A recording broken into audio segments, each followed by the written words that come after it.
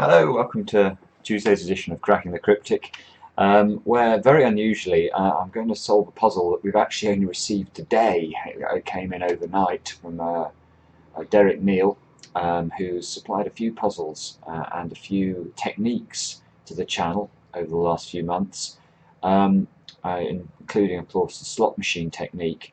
But he has sent this puzzle in. I just want to have a go at it because look at how beautiful this is.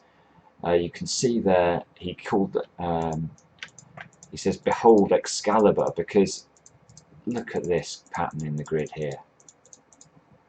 There is the sword Excalibur making its way down the diagonal. I think that is absolutely beautiful, and indeed if you actually look at the crafting of the numbers here, you know, we've got 1, 2, 3, 4, 5, 6, 7, 8, 9. There's an awful lot of symmetry going on. Absolutely gorgeous. Really visually stunning. Now, Derek in his email says this is a diabolical puzzle.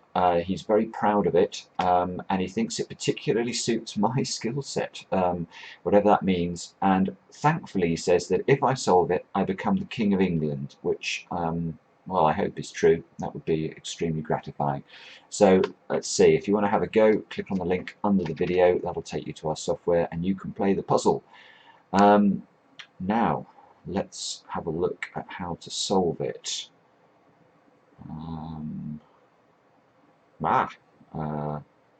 Okay, I can pencil mark some ones in there because of this one and this one. So one of these two squares must be a 1. One of these two squares must be a 5 because of the way these 5s interact. And that gives us a 5 at the top.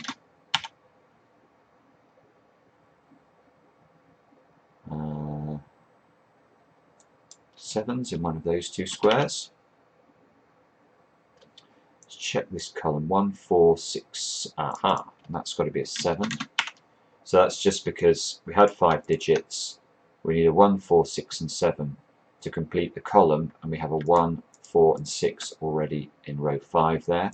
So this must be a 7. This must be 1, 4, and 6. So that bottom digit's a 6. Actually, we've got the whole of that column filled, therefore, because of the 4 on this side as well. Right, so we're off to a good start. 6, so 6 in one of those two squares. So this square here must be a 3 or a 5. Can we see? Can't see how to resolve that immediately. I'll pencil mark doubles though. Diabolical puzzles, it's normally good to practice to try and do that. 7's on the right hand side of the grid. Let's check this row just in case. We've got 2, 3, 5 and 7 to place. So this square can only be a 2 or a 7.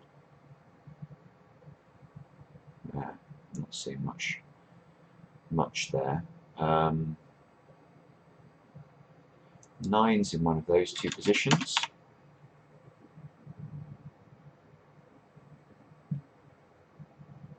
Now this 9 here is a little bit interesting. It rules out a 9 from those 3 squares. So I know that the 9 in this 3 by 3 block is locked into those squares there, i.e. it matches up the columns in which the 9's appear in the top left 3 by 3 block.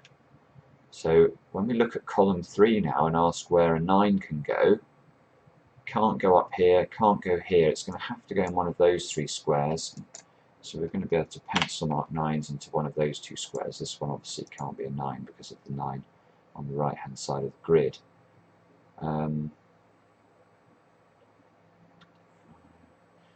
7. So what do we need in the middle at the moment? We still need 5, 6 and 8.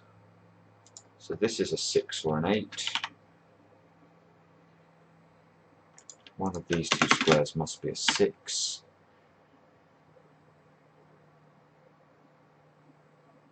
One of these 2 squares must be an 8 because of the 8's in those 2 positions.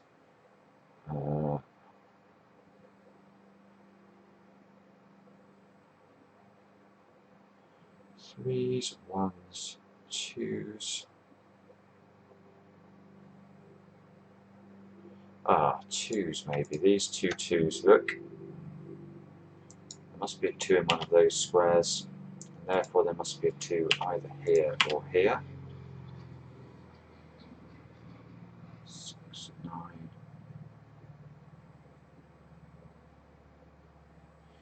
8, this 8 here, locks an 8 into either row 4 or row 6 in this 3x3 block. Now if we look at the middle 3x3 block, again the 8s are locked into the same pattern.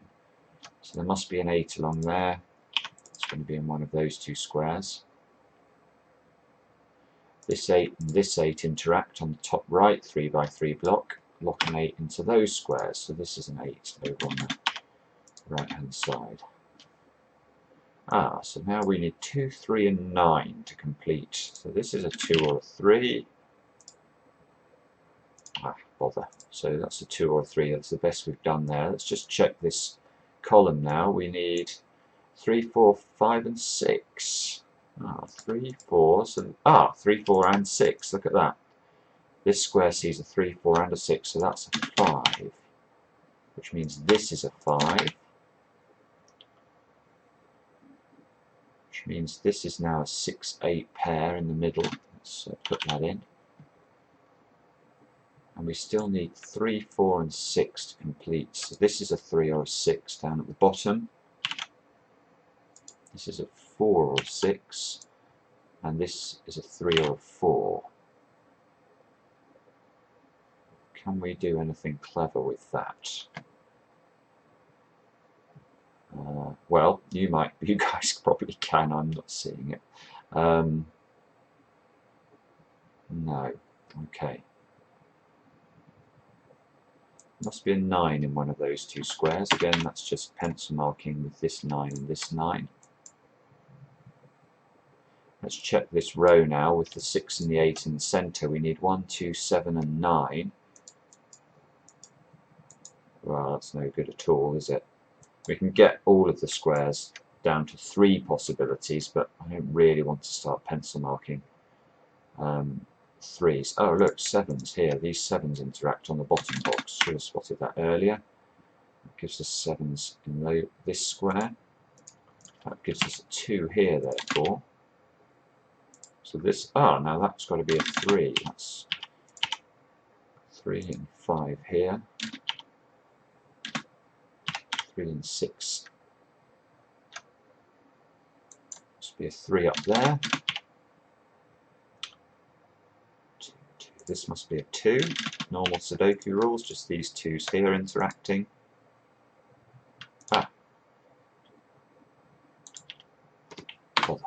So actually we've got a 1, 2, 3 pair up here. So these two squares are going to have to be 4 and 6, which, well, it's useful, but I can't tell which way round it goes. But let's put that in because that resolves this 8 here. This must be a 6. That gives us an 8 at the bottom. And this should be not a 4, I'm doing a 9. That gives us a 9 here. So we have made progress. 3, 6, 7. So this is a 3 or a 7.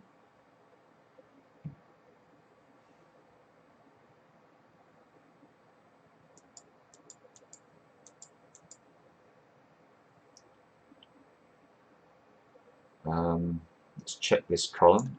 We need a 1, 6, 7 and 8. 1s are locked into these two squares. Whenever I get that, I always scan across because I'm looking for X-wings or empty rectangles, skyscrapers, that sort of thing. You can see here it's no use. This 1 here means this square can't be a 1. It's the only real square that's interesting in terms of X-wings. So just going to remember those two squares are a 1. 1, 6, 7, 8. So similar thing going on with 7s into those two positions.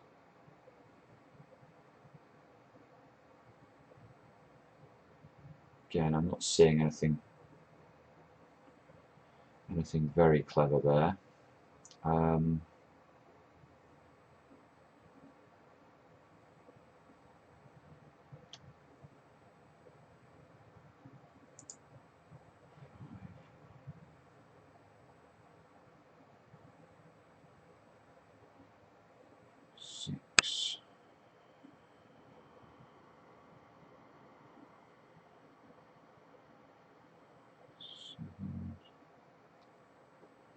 4s locked into one of those two positions, look.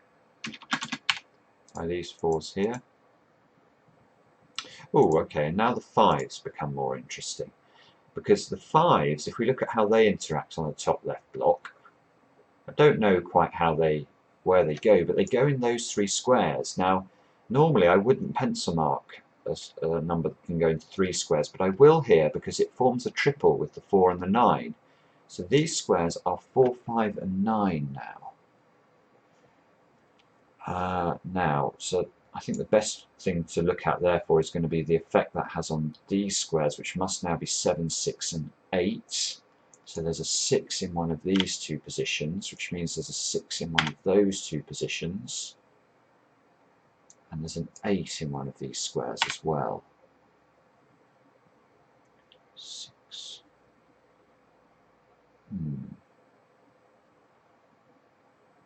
So let me just go back to this column again. So we need 1, 6, 7 and 8, but we know the 6 is up here. So this is 1, 7, 8. This square here, well, hang on, what can this square be? This square can't be a 6 because the 6 is locked into one of those two squares. It can't be a 7, it can't be an 8, so that's got to be a 1. Now, does that crack it? 1's here now. These two squares have got to be 3, 5 and 6. So this is a 3 or a 5.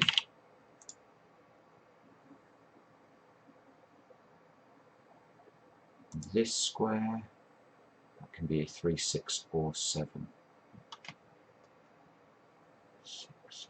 The 6 is locked into these two squares, and the 6 is locked into the same positions in this 3 by 3 blocks as well. So the 6 has got to lie along in one of these 3 squares in row 3. So you can see it's locked into one of those two positions. Still, that's not enough.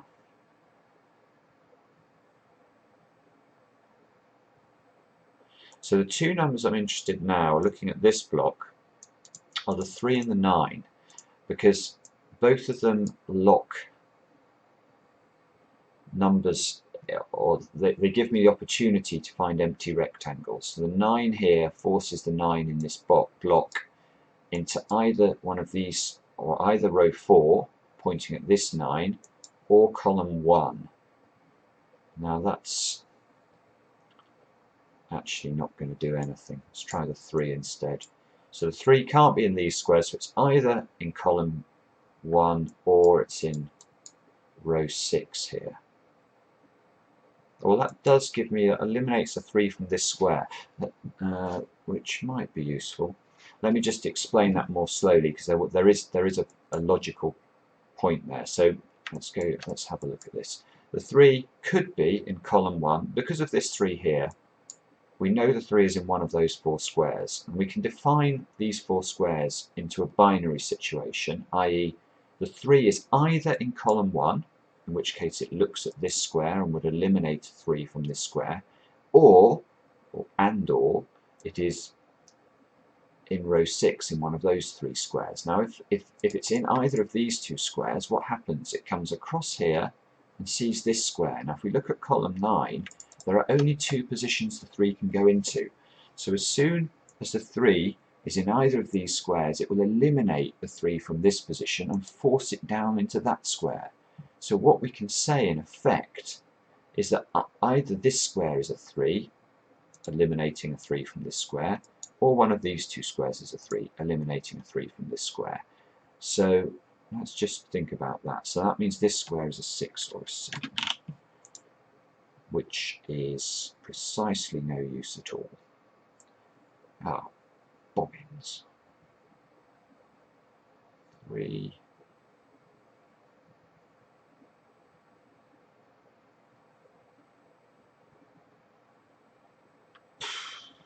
Right, brilliant. Let's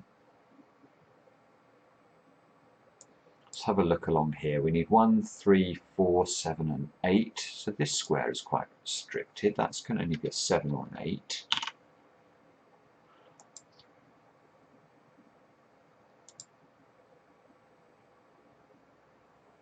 7, 8. This square is restricted as well because there's a 4 up here and 4 here. So this can be 3 or 7. 1, 3, 4, 7, 8. Okay.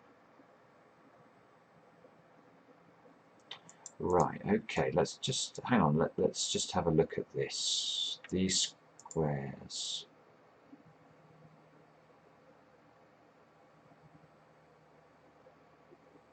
Ah, yes, okay, now, look. If we highlight, let's have a look at these squares. Now this is our old friend the Y-wing, a bent triple. So we've got 3, 6 and 7 bending round.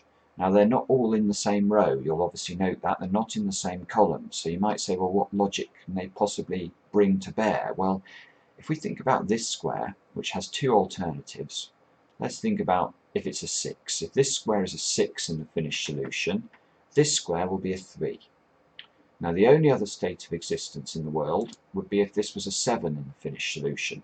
Now if this is a 7, this square is a 3. So in the finished solution there will either be a 3 here or there will be a 3 here. And that therefore means this is a 4. It can't be a 3. And, oh, now that might be helpful. Well, it's obviously going to be a little bit helpful. It's given us some numbers immediately, but it might be very helpful. Let's see. So now there's a 4 in one of those squares.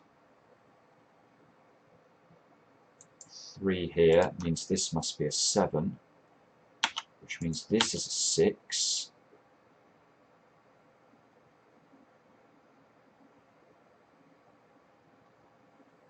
This 7 means this square is an 8, which means there's an awful lot going on now. That resolves the 6 and the 4 at the top. That resolves the 5, look. Wow, everything is starting to fall.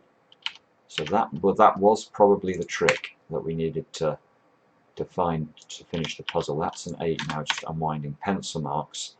This square is a 2 or a 3. 1, 3, 1, 2. What's the options for these squares? 1, 2, 3 and 5. So this is, this square can only be, we need to put a 5 into this row. That can only go there. 5, 2. Let's come back over here. This isn't 6 anymore. This is a 3 or a 5. There's a 5 up here. So 5, 3, 7, 8. Wow, 7. 1 and 3 into these squares. Look, that's going to give us a pair. I can see. Let's put it in longhand. So now we've got a 1, 3 pair here. So this square must be a 2. That means this square over here is a 2. We still need, what's it going to be? 3 and 9 into those 2 squares. That means this one's a 9. Oh, this one's a 9. This one's a 9. This one's a 3. 1, 3, 2, 1. 2, 3, 1. 3, and hopefully if that's a 1, let's check. Yay! Brilliant. Fantastic. Derek, thank you very much for sending it in. What a beautiful puzzle. So I suppose this goes a bit towards yesterday's topic, which was about handcrafted puzzles and my penchant for them. And we had a couple of people who bit back and said, well, it's just the quality of the algorithm. You're quite right. I do this because of experience, solving lots and lots of Sudoku. And there are some algorithms out there that do give for a pleasant experience as a solver, but they are few and far between. And I've certainly never, ever seen a computer-generated puzzle that could hold a candle to either this puzzle or the puzzle that we featured yesterday. And maybe that's just because the algorithms haven't been developed yet. I'm sure that's the case, and one day the computer will be clever enough to produce wonderful Sudokus, but in my opinion, that day has not come just yet. Thanks for watching. If you enjoy the content, please subscribe. We really appreciate it. And Patreon is another place that we do have some people who sponsor the channel. It's massively appreciated. There's extra content on there. and we're going to have a new puzzle for all our patrons up soon, so look out for that. And we'll be back soon with another edition, Cracking the Cryptic.